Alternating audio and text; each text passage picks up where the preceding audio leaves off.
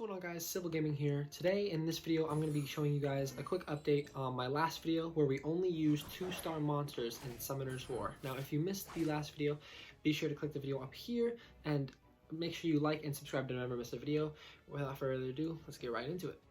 So what's going on, guys? Civil Gaming here again with another Summoner's War video. Like I said in the beginning, we're just going to be going over a quick update on what we've been doing over the past few days and how we've come across some of the challenges that we've faced and basically some of the runes that we're using as well. So right now we're just doing our daily rivals. You guys want to make sure you do this even if it's not a 2-star only account, even if you're pay to win. You want to make sure you always do your rivals to get those free crystals, and it's always just a really good thing to do and to get in the habit of just checking every once in a while to make sure you've completed them.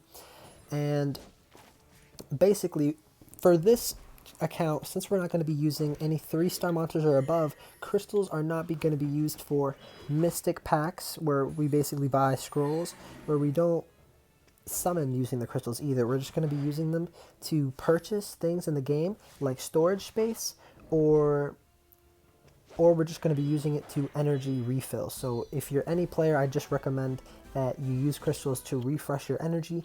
Just a really helpful tip. So in this video, we're just going over some of the basic things that we should know in an update video. Of course, we're going to go over what monsters we've summoned, the runes that we've acquired, and the progress we've made in the game. So as of today, I have not even completed Giants B3, but that is one of the goals that we're going to be trying to complete today.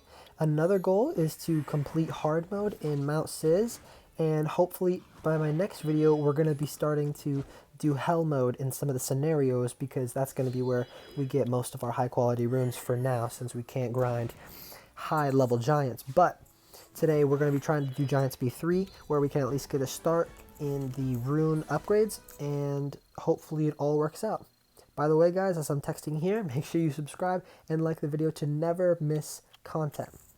So let's get right into the scenario. First off, before we get into that, we're going to check out the runes. So for my Hellhound, I have Fatal Energy, and the reason I have that is for extra damage and energy so he doesn't just get destroyed. Shannon, Swift Energy, Vagabond, all energy. I put my best energy runes on him just because he is my main unit right now, just because he's so versatile. And as you can see, all the other monsters like the Magic Knight, the Fairy, and all the 3-star monsters or above are not leveled up at all. We have not used them to complete any part of the game. And what we're doing now is we're just going to look for a rune guide that's early game.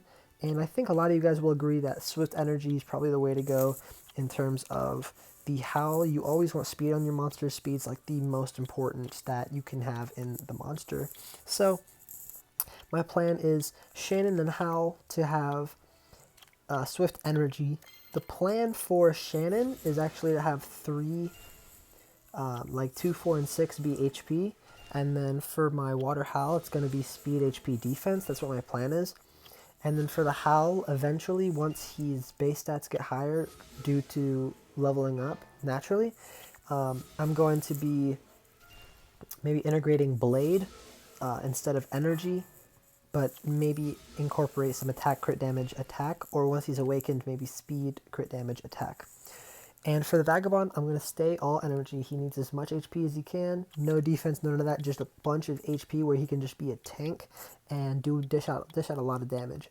So a lot of you guys were talking to me about my last video, asking me how this is actually going to be possible, because everyone was talking about, you know, your only speed buff, your only attack bar increase is the Fire Garuda, and there's really no way of completing everything in the game without some of these units, and I completely agree with you guys, but that's what this challenge is all about, to try and figure out ways around that. Now, I do understand that it might be a lot slower. For example, my Giants B10 runs are going to be a lot slower, but that just means more grinding, more of a challenge to compete in endgame, which is eventually competing in the world arena against other players. And I'm hoping that by a few months from now, we're going to be able to be competing in RTA and trying to win some games in placement battles and beating people with 2-star monsters. And that's the whole challenge of it. So I think that's what I'm trying to do. I'm trying to prove is that, you know, you can do things with only 2-star monsters, which is even more of an exclamation that you don't need the best units in the game to complete most of the challenges that come your way in this game. So, as you saw right there, we just did a few root upgrades, a few tweaks here and there, and now our focus is going to be completing Mount Sis on hard. And the reason we want to do this is that we want to get scenario out of the way quick, but at the same time, we won't be able to complete the scenario completely without good quality runes, especially without the good monsters. So we're going to go back to our old scenarios, and we're going to make sure that we can grind those out, grind normal, hard, and even hell before we complete Fame on Volcano. So basically what we're doing is we're going to try and complete hard mode and get even better runes, because the runes right now that I have on my Hellhound, most of them are like 1-star, 2-star. I barely have any 3-star monsters, 3-star runes, I apologize.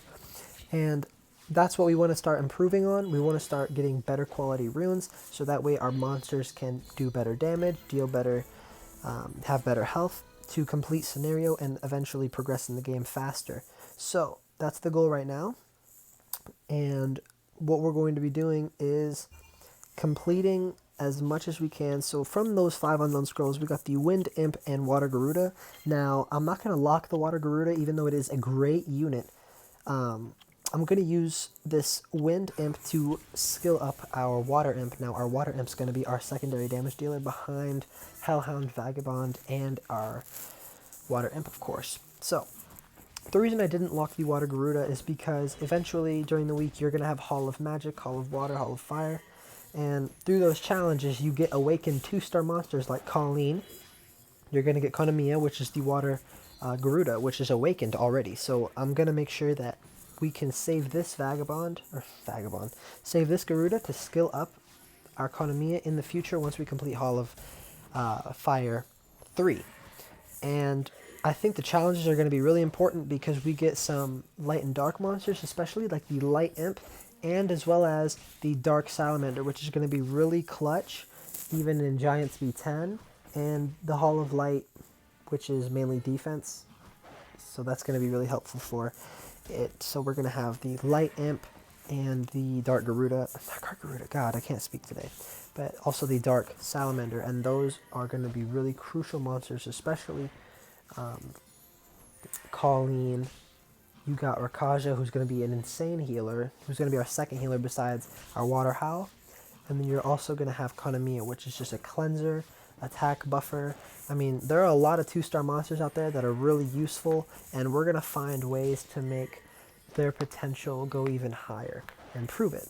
So, as you can see, that boss fight, he just couldn't pass through the penetration, he couldn't penetrate through our Howl's consistent healing, through our wind tanks, and now we're going to be trying to focus on Giants. Now, Giants is probably the most important part of the game you want to finish as an early game player. Now, early game to you guys might be, what do you mean, like finishing scenario? No, early game in the Summoner's War community, we all agree that once you become level 50, you're done with the tutorial. Once you complete Giants B10, there's part of early game. Now, it's not completely early game because you still have dragons and Necropolis, but after you're done with Giants B10 and you do a few runs, you're not considered necessarily early game or like a beginner, but beforehand you're still learning, you still haven't completed your runs, so you're still an early game player. But after Giants, then you are known as a more experienced player. You know how the game works now. So eventually, what we want to do is complete Giants and start getting those high quality runes, and the only way to do that is by doing them now. So we're going to go ahead and try and do B3 and see if we can do it. Now, I don't know if we can do it, but I really hope that we can do it consistently, because B3 is a good beginning spot to find high quality runes, high quality 3 to 4-star runes that we can start equipping with our monsters right away. And the reason we want to farm Giants is because they give us the best Fatal runes, the best Energy runes, and the best Swift runes, and even Despair runes, which are all runes that we're going to be using throughout the entire game. So Once we start consistently getting 3 to 4 star monsters, we can move up, getting 5-star monsters, even 5-star runes, even 6-star runes, and just getting better and better while slowly progressing and evolving new monsters, new toys even, that we'll be able to have fun with in Arena. And you guys are never going to want to miss any of that content, so be sure to like and subscribe. So, how this B3 is going, it's actually not going too bad. The only problem is our healer is kind of dying, but luckily for us, his first skill consistently heals the lowest target by 20%, so that's why it's amazing. That's why the Water Howl is by far one of the most valuable 2-stars in the game, just because of its constant annoying heal that you have to deal with as an opponent. So we were able to complete B3 rather easily and fairly quickly in 1 minute and 10 seconds, which is pretty slow, but it's not as bad as you all think. So right now we're going to collect our 5-star. That's not bad.